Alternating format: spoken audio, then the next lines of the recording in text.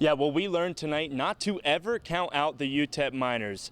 With 14:43 left in the second half, they were down by 24 points. Well, a surge came alive and they erased that deficit to come back and tie the game at 60 late in the second frame. They would need an additional frame to complete an 80-77 victory.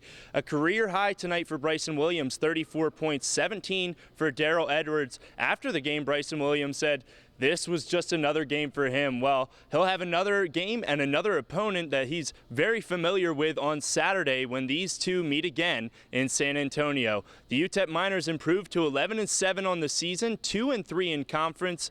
A much-needed win for this team as they continue conference play. Reporting for KFOX 14, I'm David Guest. Yeah, that's right, guys. Well, soccer playoffs, the first of its kind here in El Paso. The El Paso Locomotive in their inaugural season have advanced to the Western semifinals of the USL. They'll be taking on Sacramento Republic FC, a foe that they are familiar with in this house on June 9th. Locomotive successfully won 2-0. We're hoping for the same result. Now, Saturday night, incredible game against Reno FC. Locomotive making the comeback down 2-1, 2 goals in the final 20 minutes, and that's why we are here tonight.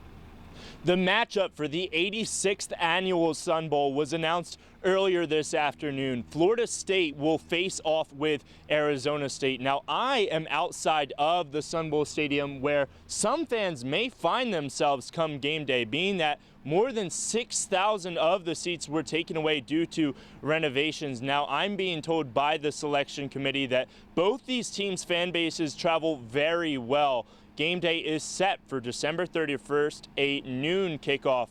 The renovations are set to be completed by next football season. Reporting for KFOX 14 News at 9, I'm David Guest.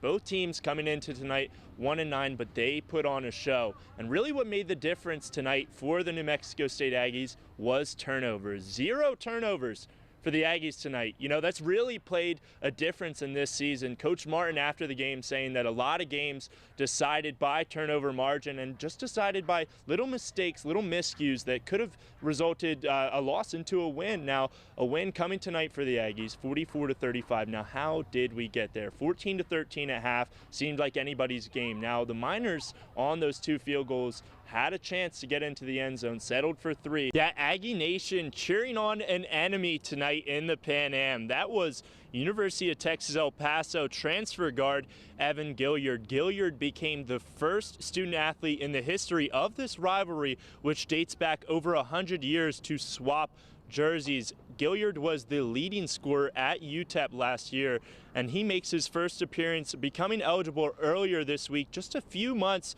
separated from his transfer. The Aggies and Gilliard handling Arkansas Pine Bluff. Here tonight, reporting for KFOX 14 News at 9, I'm David Guest. It's been a roller coaster of a year for Franklin High School student athlete James McLean Green. He wasn't sure when he'd be taking his final breath, but today, finally, after an outpouring of donations from the community, 3 major surgeries, intense physical therapy, and a relentless fight to survive, James returned to what he loves most. Welcome back. I'm David Guest with the best sports news in the Southwest. When 2 rivals meet, it is said that one can throw the records out the window because both teams are going to give each other their best shots. This was the case in last night's duel in the 9-1-5. What's up, sports fans? I'm David Guest, filling in for Sports Tonight, and what a night it's been already, as the entire landscape of the NBA has changed today. Bryce Rewalt was born and raised in Las Cruces, where he was spoon-fed New Mexico State University athletics. Tennessee Owens, born into being a world traveler with his father, a professional basketball coach. What they had in common was their devoted relationship to the orange ball. Today, this duo is living out a dream. I do have a match. A familiar voice graced the Franklin High School wrestling team this Sunday. Roll it! James McLean, a 2-time Texas state champion, was back in purple and black. 1, 2, 3. What it took to get here was nothing short of a miracle. On a cold night in El Paso, phone calls began to send chills. My phone had been ringing and getting text messages so much that it vibrated itself off the dresser. James was involved in an auto accident with several fellow classmates. The initial report was that James had passed away in the auto accident. For his loved ones, It was unreal. It's a feeling that I wouldn't wish on anybody. The morning after the accident, we were supposed to be going to the airport so he could fly off to Air Force Academy on an official visit. as word spread, help came flocking. High school students, faculty, and others from all over the city donated blood and began a fight to keep McLean alive. We didn't know if James was going to make it. Everything was so nerve-wracking. You just never knew. Every time you heard that beep, you're like, what's happening? His mother never lost hope. That was my head nurse. She was on top of everything, and I feel like without her, a lot of this wouldn't have been possible. She told me that my doctor was trying to pull the plug, and no, he's gonna come back, he's gonna come back. And James never stopped fighting. The tragedy would cut McLean's senior year short, and it seemed he'd never return as a Franklin Cougar. Wrestling gave him some more motivation. It gave him drive to fight through the hard times. We started talking and we did some research and found out that there may be a way he could wrestle another year. Very little time was wasted once he was cleared to return to the mat room. We would just work lightly, whatever he could. And I knew the first day he was going to be back. In his first competition since the accident.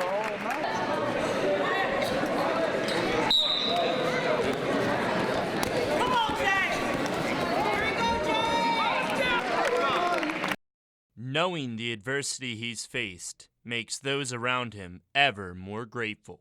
For his mother, It's good to see. It warms my heart. for those who were unsure, Once again, he proved us wrong. for his teammates, His presence alone motivates and inspires these boys. for James. Ready to get back to me, get back to 100%. Moving forward, having support from his number one fan is one thing he can count on. Everything he's going through, we go through as a family. I'm with him.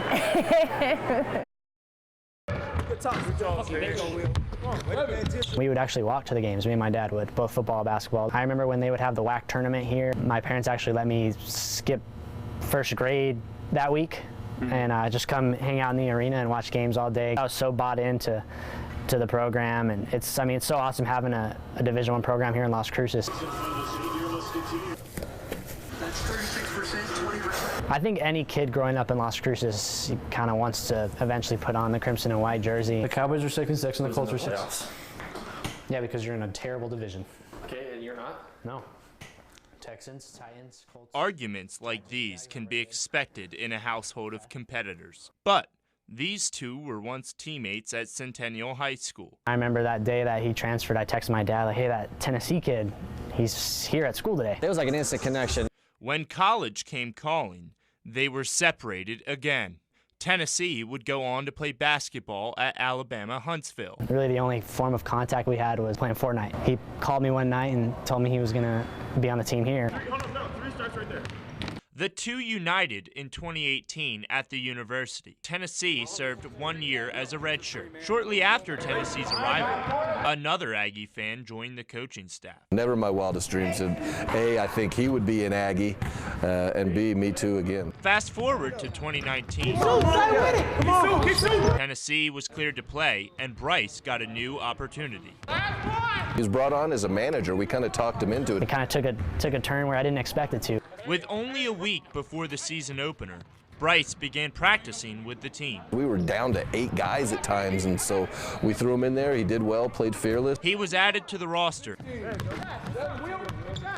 Game day, I got my results back from one of my physicals, and I went and turned it into the athletic trainer, and they said, all right, you're good to go. Next thing you know, I'm out on the court.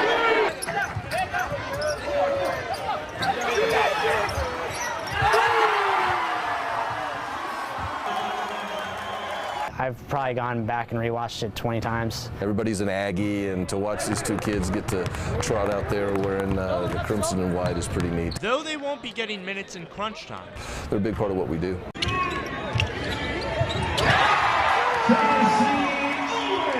So it's true. You never know where the orange ball could take you.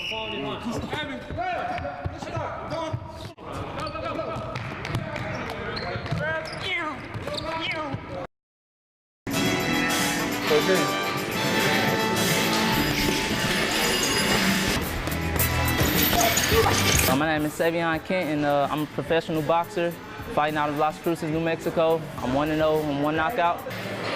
Louis Almasino. Zach Prito. 8-0, 7 knockouts. I moved to San Antonio in 2015. I was just trying to get away from St. Louis. You know, it's a lot of distractions there, and it's, you know, with all that going on back home, it's like kind of hard to stay focused on boxing. So I moved to San Antonio for a better life, more opportunities, better boxing. I've been around boxing my whole life. My dad was always a boxer all his life. So as a kid, he was always taking me with him to the gym. Out in El Paso, there's a gym he used to train out called Rockies, down there by Jeff. I was in the back of a bar, so I remember him just taking me to the dressing room, to the back. I'd just be there watching them all train. All my life, pretty much been playing football. That's the identity I had. No one in my family has fought or boxed, and so they don't know that journey or that path. Brandon White, 4-0. I just happened to go to a boxing gym strictly for fitness and stuff like that, and I found out my father had a cousin from St. Louis, and him and his sons in St. Louis. Come to find out it was Savion. So, and we just happened to be at the same gym, and he was like, hey, who your people? You know people? And then, boom. Louis liked what he saw, and they pretty much said, hey, who's training you guys? I was like, Savion's training me in YouTube. This Saturday, I'm looking to be 2-0, 2 knockouts. I'm punching you, and you're gonna feel that I woke up 6 a.m. for this X amount of months, that you're gonna feel that I worked out this many days, you're gonna feel all that. It's real person to person. You step in the ring and everything else blacks out, and it's just a matter of time.